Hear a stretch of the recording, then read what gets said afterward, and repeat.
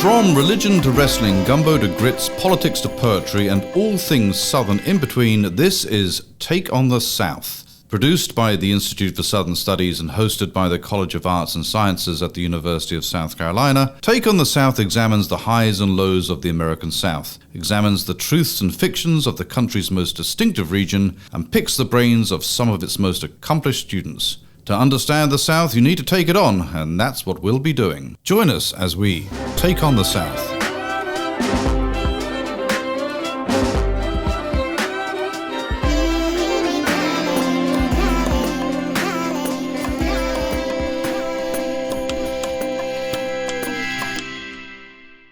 Hello, viewers and listeners. Thank you for joining us yet again here on Take on the South, the podcast of the University of South Carolina's Institute for Southern Studies. I am one of the hosts, Dr. Emily Allen, and I'm excited to share with you one of my conversations about history and culture of the South.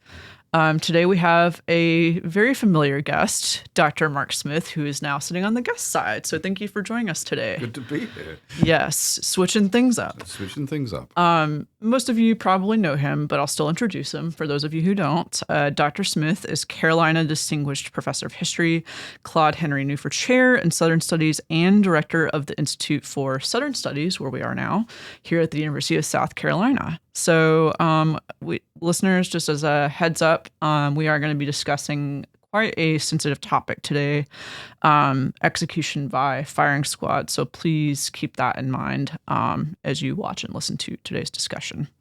So, Dr. Smith, given your expertise on this, you recently spoke to the New York Times about the history behind firing squads in light of the legal resurgence of this form of execution in the state of South Carolina in recent years.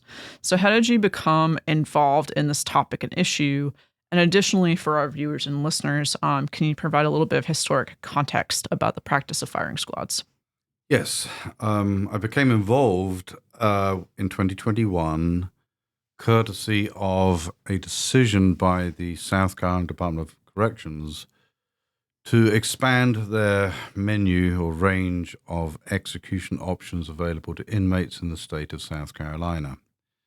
And that was largely born of a shortage of the lethal injection serum, or at least some problems in the supply of that to the state. So because it was difficult to find, difficult to get hold of on a regular basis, in addition to lethal injection and the electric chair, the state decided to add firing squad as an option available to inmates on death row. I was approached to become an expert witness on this topic by a group, Justice 360, who are representing Mr. Richard Moore, who was on death row, and to test the constitutionality of the firing squad option. Mr. Moore elected that as his option, and as a result, I ended up doing research on the topic of the history of firing squads. And as you know, my expertise is 19th century U.S. history. I've written on the Civil War.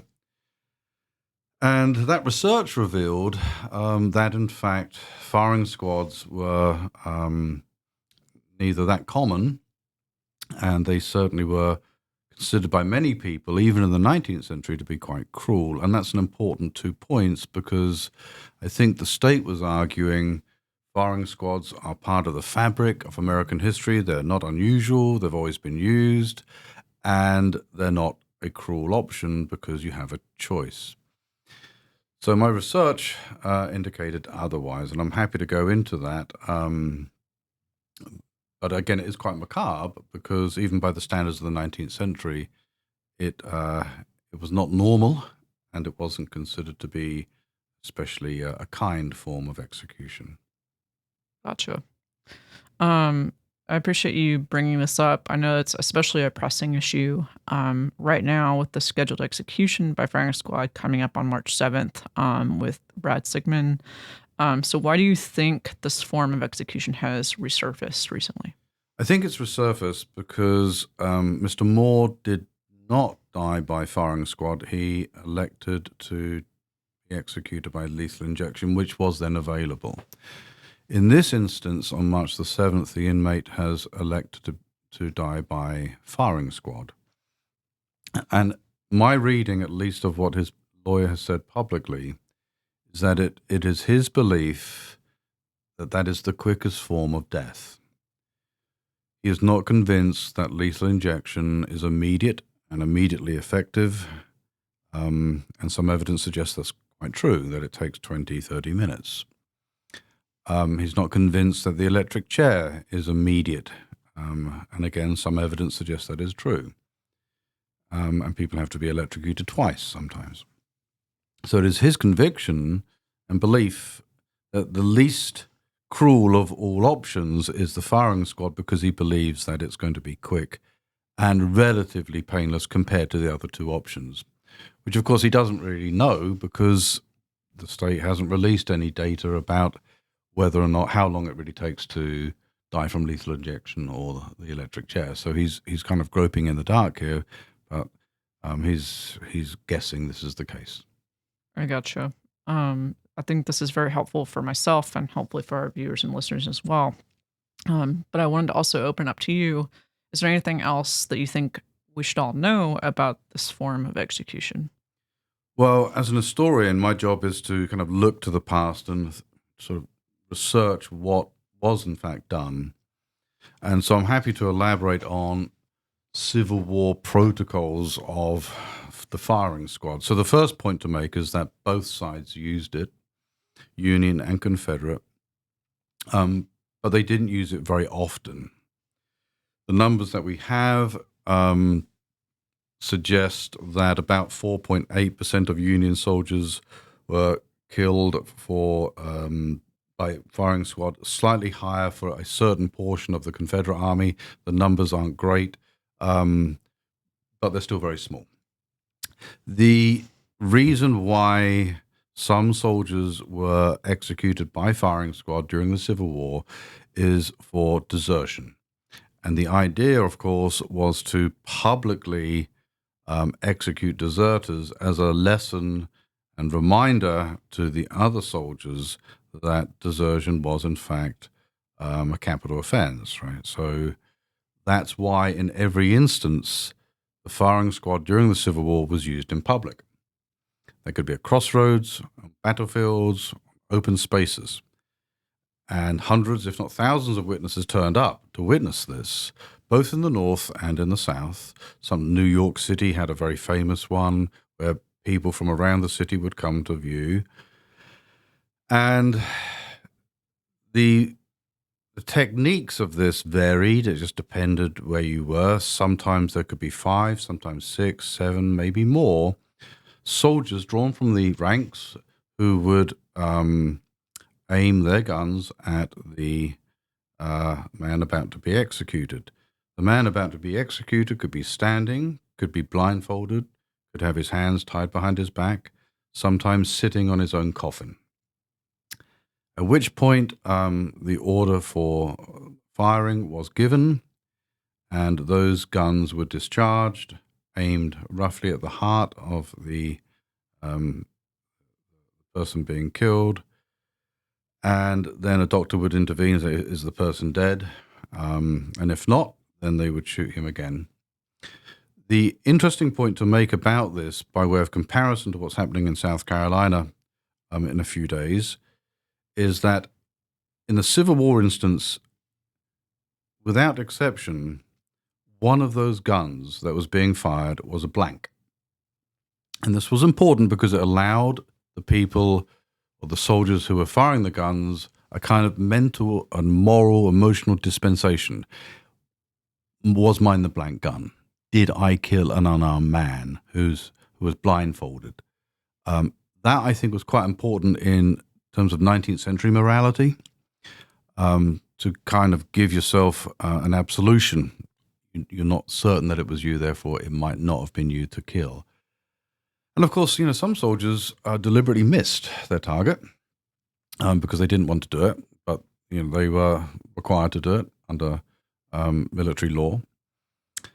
In the South Carolina instance, that is not the case. Because, first of all, the inmate in South Carolina, this will be an entirely private showing. The public will not be involved. There will be a reporter there. There will be a few officials, but this is not for public viewing. The inmate will be brought in to the firing squad chamber. He will be strapped down to a chair. There will be a hood put over his head. And there will be 3 guns aimed at a target over his heart. And those guns will be fired from staff. Whether or not they're required to do this, I don't know. I don't know how they're selected. But I do know that unlike in the Civil War, where there was at least one blank, not one of those rifles will have a blank. They'll all have live ammunition. The second difference is that because it's a private event, not subject to scrutiny or witnessing by a large audience, we won't see how people react to it. But we do know how they reacted to it in the Civil War. Witnesses were often appalled at what they saw. They found it ghoulish, grotesque. They turned away. They didn't want to see it anymore. And that's something we won't know about the South Carolina instance because it's going to be private. It won't be televised. And I think, at a certain level, that's an interesting comparison. I do want to add that there are other states who do this, but it's a very small minority. We now join Oklahoma, Mississippi, and Utah as the states that use the firing squad as a method of execution. And we also join countries such as North Korea and China and Russia, who also use it too. But I suppose in the final analysis, as an historian, I'm kind of interested in what this tells us about the past, but also tells us about the present. Because if people in the Civil War themselves, the very hard-bitten people, this is years of war, this is a world in which unpleasant sights aren't atypical. This is a world in which people see enslaved people. This is a world in which people are whipped and beaten. This is a hard world in the 19th century. The Civil War is a hard time. But if we see people who witness execution by firing squad in the Civil War turning away from it, if we see those people, their emotional sensibilities offended, I'm just wondering how far we've come in our emotional sensibilities, because we're now endorsing what was A, a very rare, B, an exclusively martial form of punishment, and C, an emotionally devastating form of punishment for the people who witnessed it. After the Civil War, there was no more firing squad until now. Thank you so much, Dr. Smith, you've given us a lot of important things to think about. I appreciate you taking the time to share your expertise. You're welcome. And listeners, thank you for joining us in this important conversation, and we'll see you next time.